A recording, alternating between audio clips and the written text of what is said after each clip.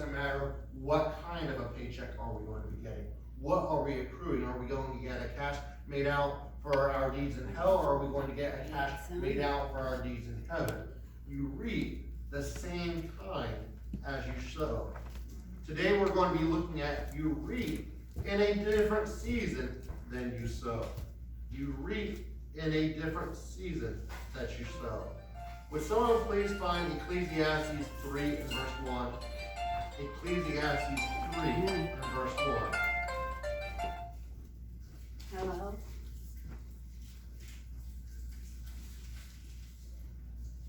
To everything there is a season and a time to every purpose. Hello, what are you doing?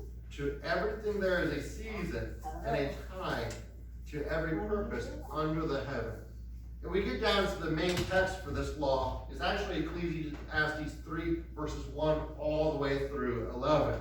That is the main text for this law. L.L. Wilcox wrote this: with every deed you are sowing a seed, though the harvest you may not see.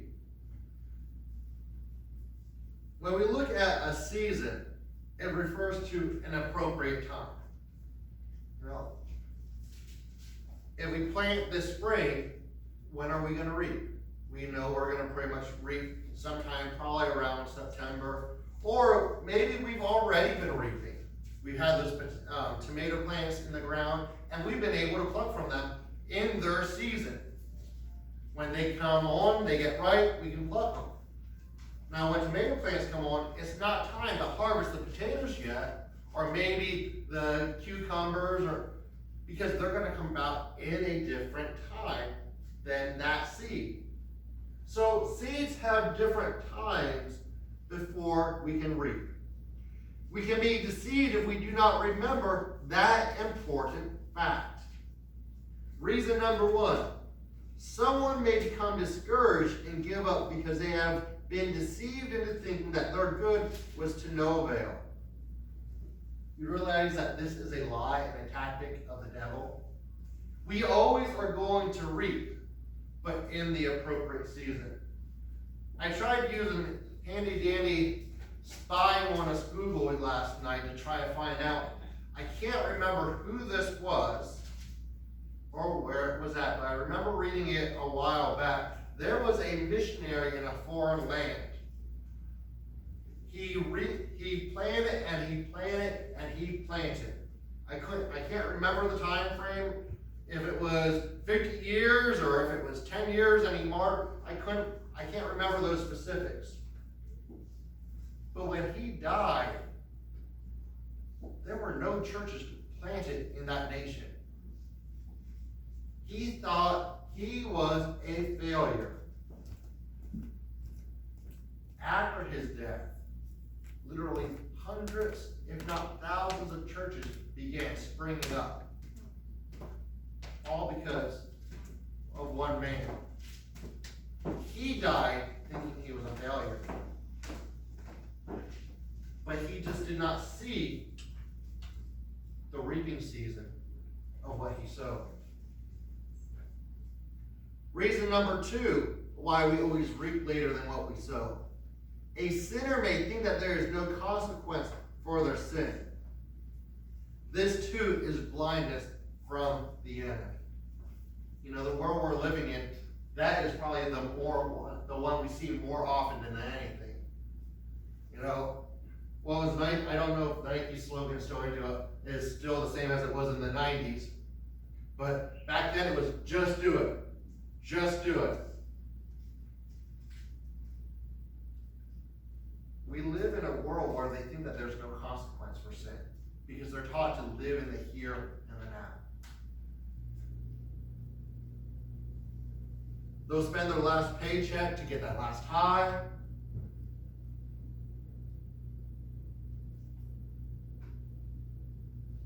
But just because we don't always see the consequences of sin now, doesn't mean that there's not a consequence for sin in eternity. Right. Someone said, I read this recently, everyone's saying about life is short, life is short. Well, what about eternity is long? You know, we don't always see the product of sin in this life. And it may seem like people go scotch-free. And we've seen that in the church even. How come so-and-so can do that, but I can't? Because we don't see what is going on in the long run.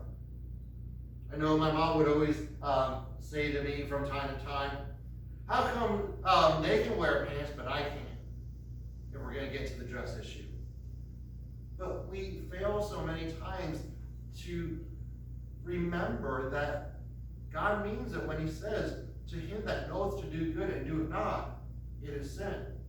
You know, not everybody is the same place spiritually. But if God's revealed that to your word and you know it's Bible, it's not just something that is tradition and is taught. You know that that's something that God dealt with you. If you ignore that, eternity is going to reflect that. Everything we do in this life, we are sowing. And there is an appropriate season in which we will reap. We cannot let the enemy blind us to this fact. When we look at the foundations of this law, if someone would please read Genesis chapter 8 and verse 22, Genesis 8:22. And if somebody else would get Galatians 6:9 and just hold Galatians 6:9.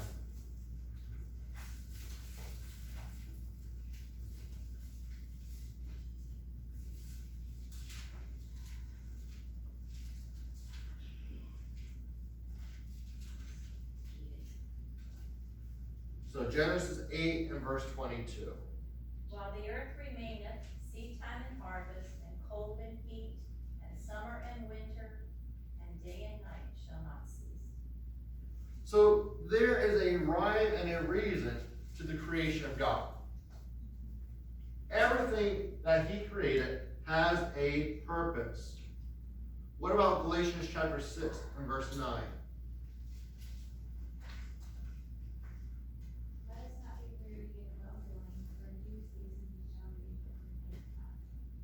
And let us not be weary in well-doing. Why? In due season. In due season. God's timing is not our timing. There is a growing period for a seed. Every seed is different, so the time period of its growth is different. We will plant a tomato seed, and we may see that stalk just take off almost overnight. The corn, you can literally hear it growing on some of those nights in the summertime. But if you plant an oak tree, it's going to take a much longer time before it reaches its pinnacle. Everything will grow, and it will come to fruition, but in due time, in its own time, or in God's timing. The span of sowing and reaping will vary. As we've already said, plants versus trees have completely different periods of growth. Plants bring forth fruit in the summer. Trees bring forth fruit maybe several years after being planted. Everything has a different time span. The span of time can also make life seem deceptive. In Psalm 73 verses 12 through 17, I'll go ahead and read that. Psalm 73, 12 through 17, where the Bible reads, Behold, these are the ungodly. Behold, these are the ungodly who prosper in the world. They increase in riches. Verily I have cleansed my heart in vain and washed my hands in innocency. For all the day long have I been plagued and chastened every morning. If I say I will speak thus, behold, I should offend against the generation of thy children. When I thought to know this, it was too painful for me. Until I went into the sanctuary of God, then understood I their end. It was too painful for Asaph to understand. He didn't know until he went to the house of the Lord. You know, if we're not careful, we can look at this life and question many things. We can question, even if it to the point of, I took my children to church as often as I could. Why are they living this way?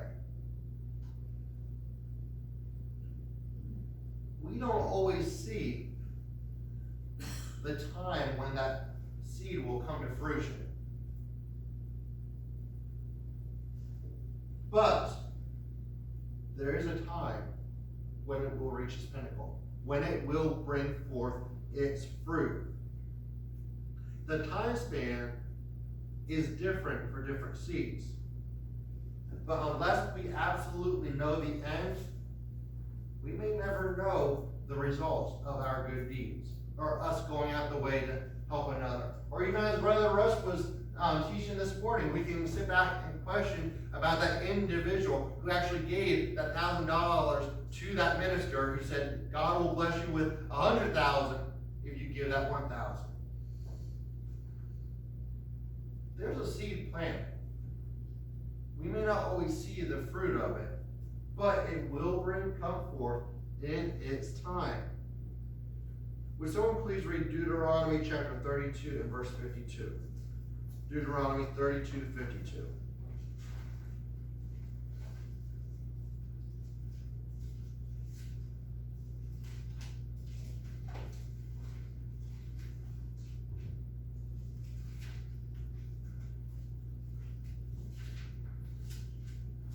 Yet thou shalt see the land before thee, but thou shalt not go hither or thither unto the land which I give the children of Israel. You shall see the land, but you shall not enter. Moses was not allowed to enter into the Holy Land. He wandered in the wilderness with them. He brought them out of Egypt. But why wasn't Moses allowed to enter into the Holy Land? He disobeyed God. God told him to speak to the rock, and he struck it. Moses planted a seed, and this was the product of it. He was not able to enter into the Holy Land. Psalm 145, verse 14 through 16. I'll go ahead and read that. Psalm 145, 14 through 16. The Lord upholdeth all that fall, and raiseth up all those that be bowed down. The eyes of all wait upon thee, and thou givest them their meat in due season. Thou openest thine hand, and satisfiest the desire of every living thing. The Lord is righteous in all his ways, and holy in all his works. See, God gives them meat, but in that season, in due season. There's always a season. No matter what you plant, you will reap. But you have to wait for that season. But let us not be fooled, and let us always forget, everything we do, we're sowing something. It's either good, it's either bad. And we will see the fruit at some point, whether it's over here or over in eternity. And if we don't see the fruit here, perhaps when we're over in eternity, God will give us that glimpse back of someone else reaping what we've sown. Because realistically, what we're, at least from our end, we're reaping where we didn't sow. The lenses, Brother Brim, you guys worked to build up the church. Started down the house. We came into a building. We didn't have to come in. We didn't have to hold services in somebody's home. We didn't have to hold services in somebody's garage. We already had a building. There was already a presence established. There was a sign out front. We're reaping where you guys sowed. So in due season, you will sow. And the devil likes to get in there and make us forget that we will sow at some point. But that is not true. We will sow. Galatians chapter 6 and verse 9 we've already read. We will reap. But only what? We faint not. You know, it's easy to get caught up and it look like that we're not doing anything good. It doesn't, or I should say, that all of our hard work, everything that we're sowing for the kingdom of God is just not working. It's not going there. But we can't let that discourage us. We will reap, but only if we faint not. What does 1 Peter chapter 5 and verse 6 state? 1 Peter 5 and verse 6.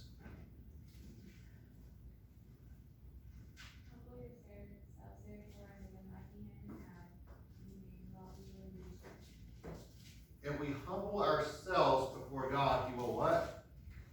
Exalt us in due time. There is always a time. There's always a reaping season. It's just a matter of getting to that point. And every season is different. When we look at applying this law to ourselves, there are several things we must realize. If someone would please read James 5, 7, and 8. James 5, 7, and 8.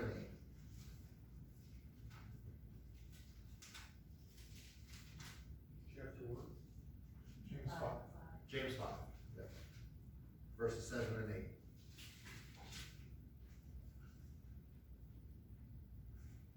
Therefore be patient, brethren, until the coming of the Lord.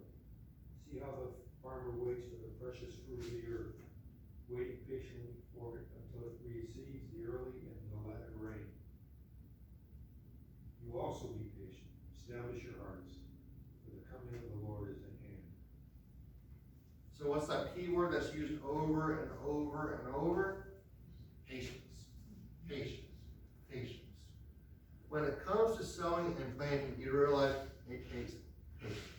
It's not going to happen overnight, especially if you start it from the seed itself. We actually have to go back months before the seed actually starts. I think we start planting those typically, February, before you put it in the greenhouse. You know, it takes time, but you have to be patient. That's why it's important for us to wait, because we will reap in due time. So when we must sow with patience, knowing that everything we do will come about at some point, whether we see it or not. We just have to be patient. We must patiently wait on the Lord to reward our services because of several reasons. First of all, because of His goodness. In Psalm 27, verse 13 and 14, the Bible reads, I had fainted unless I had believed to see the goodness of the Lord in the land of the living. Wait on the Lord, be of good courage, and He shall strengthen thine heart. Wait, I say, on the Lord. So we must be patient because of the goodness of God. What does Proverbs chapter 20 and verse 22 state? Proverbs 20, 22.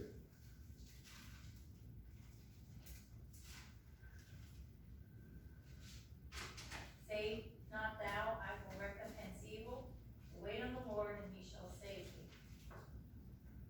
So when we're looking at this passage, we will be rewarded of our service because of His justice. So we'll be rewarded because of God's goodness, His justice.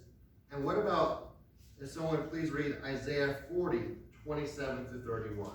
Isaiah 40, 27 through 31.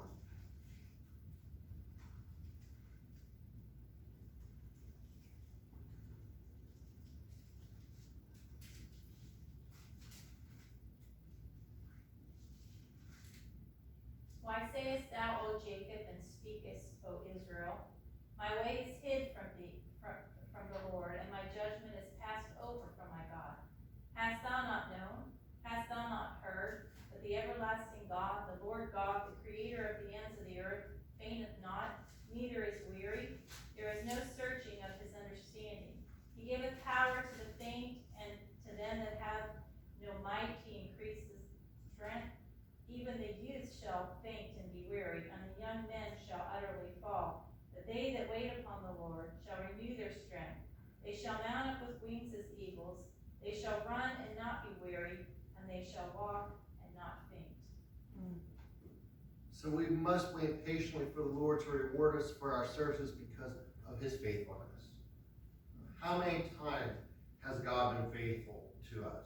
How many times has he been faithful in upholding his word? You know, there's not one time we can go through the Bible and find one verse that God has not been faithful in fulfilling. If he said it, he will do it. Now, there are people who had to wait patiently on the Lord in the past. One that comes to mind was William Carey. He was born in 1761. He was a missionary to China. In 1785, he developed a heart for missions. But his mission board was not really established until 1792. You realize he had to be patient all that time, even though he knew the calling of God. But he knew of God's faithfulness, so he had to continue and persevere. But it came about, he sowed what he reaped, but in God's timing. Adoniram Judson, a missionary over there to Burma, he reaped what William Carey never saw. William Carey planted the seed of the gospel over there, but William Carey never saw the Burmese seed. Adoniram Judson was the one who translated the Bible into Burmese.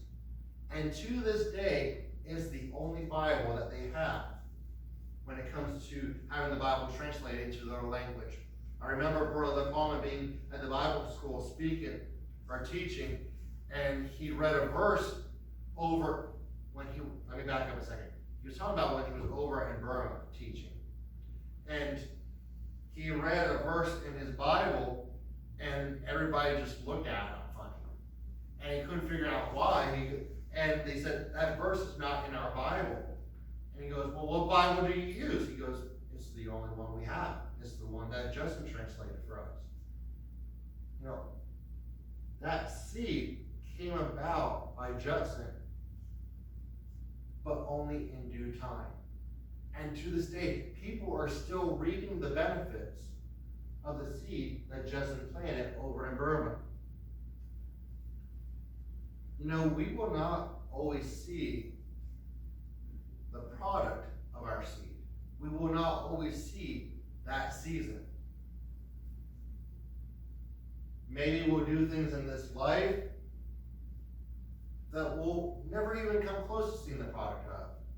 Or God doesn't reward us for it in this lifetime. But the truth of the matter is, I'd rather be rewarded over in heaven than over here on earth. Because God has so many more things that are far greater than anything we could ever dream or imagine waiting over in heaven for those that are his, for those that obey.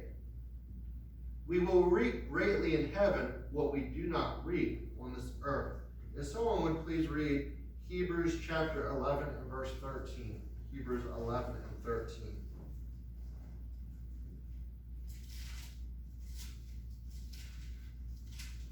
Chapter 11. Yep, Hebrews 11 and verse 13.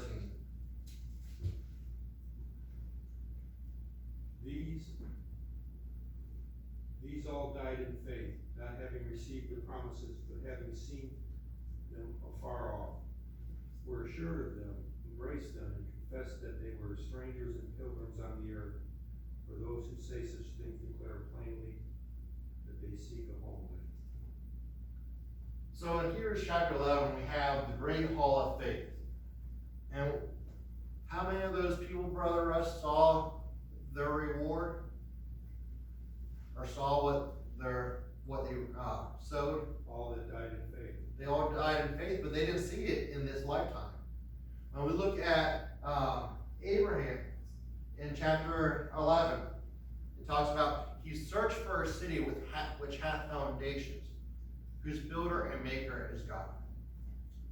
Abraham hasn't seen that yet. You and I haven't seen that yet. We have record of it in here. It's the four square city. It's the New Jerusalem. But Abraham searched his entire life, and he never found that city. Jesus is working on it to this day. And we can talk about others. And then Revelation chapter 4, 1 through 4, where the Bible reads, "After this I looked, and behold, a door was opened in heaven, and the first voice which I heard was as if it were of a trumpet talking with me, which said, Come up hither, and I will show thee the things which must be hereafter. And immediately I was in the Spirit, and behold, a throne was set up in heaven, and one sat on the throne. And he that sat was to look upon like a jasper and a sardine stone, and there was a rainbow round about the throne, in sight like unto an emerald. And round about the throne were 24 elders. I gotta move to the next page, give me a second.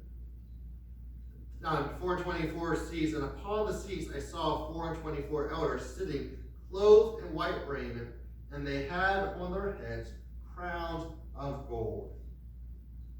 When we look at Revelation chapter 4 here, we find the rapture.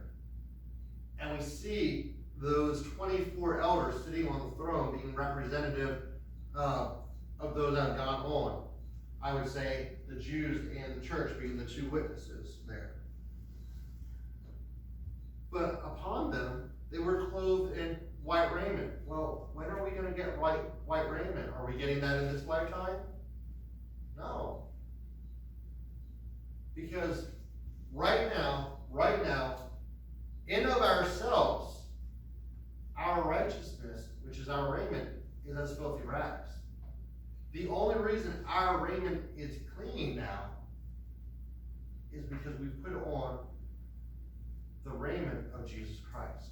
We see that in the book of Zechariah with the account of Joshua the high priest, where Jesus comes out and gives him new clothing.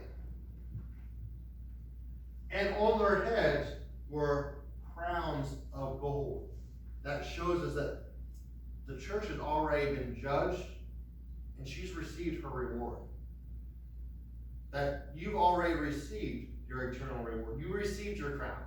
Crown of life, if you won souls, the soul winner's crown. There's several different crowns mentioned in the Bible. But here, the saints have already been rewarded. That's nothing that that's nothing that they saw in their life on earth. They had to wait to heaven until they received those rewards. Let us not be ignorant, and let us not forget that everything we sow will bring forth fruit. It will bring forth fruit after it's sown kind. You sow bad, evil, you're going to reap evil. You sow good, you'll reap good. But also, everything has a season. And every season is different.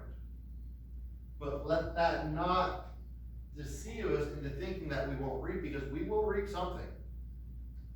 It's just a matter of waiting till it comes to fruition. Does anybody have anything they want to add? As Sister Beth comes to the piano,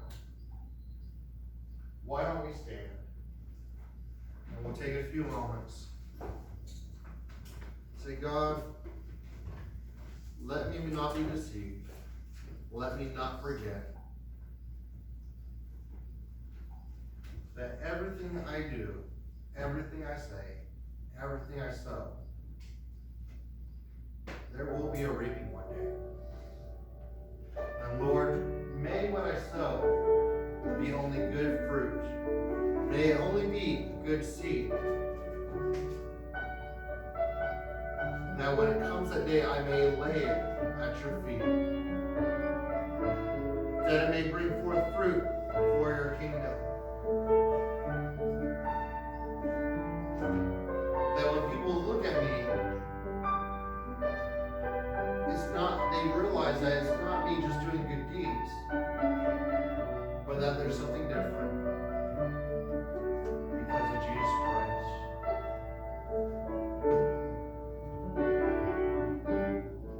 Let us not forget that there is a reaping season.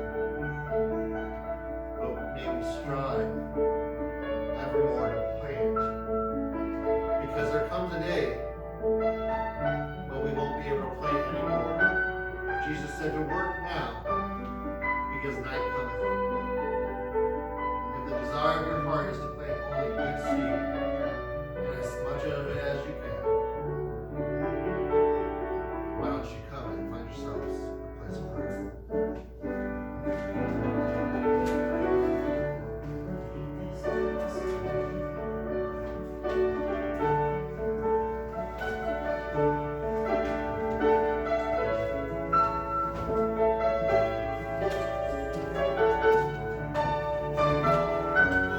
Let us not be weary in well-doing. May we not get our eyes off of you, Lord. May we have a greater desire than ever before just to do more for you. To make sure that we are planting good seed, Lord. Let us not get caught up in the things of this world. Let us not get caught up in the busyness of this world. Let us not allow the enemy to distract us, Lord. But may we constantly be planting good seed, Lord. May we never forget that you are coming, Lord. But Lord, may we never forget also that there comes a point when we feel we're anymore. There's coming a day when all seeds will have been planted and we can do no more. Lord, I pray that you just take away the desires of our heart and give us the desires of your heart, Lord. Oh, that we may be made more like you, Lord. That we may not have our eyes taken off of heaven, Lord. That we may not be distracted in any way. But Lord, that we just keep planting and planting, knowing that in due season we will reap. We will reap if we faint not, Lord. May we never forget that you are coming back, and that you are coming back quickly. Today is the day where we need to keep our hands in the plow, keep pressing on, keep planting. It doesn't matter if we see the results or not, but just resting on the fact that we know that your word is true. Resting on the fact that we know that you are faithful. We will reap. There will be a reaping. Whether we see it or someone else sees it. But Lord, I pray now more than ever that we just plant good seed. Plant good seed.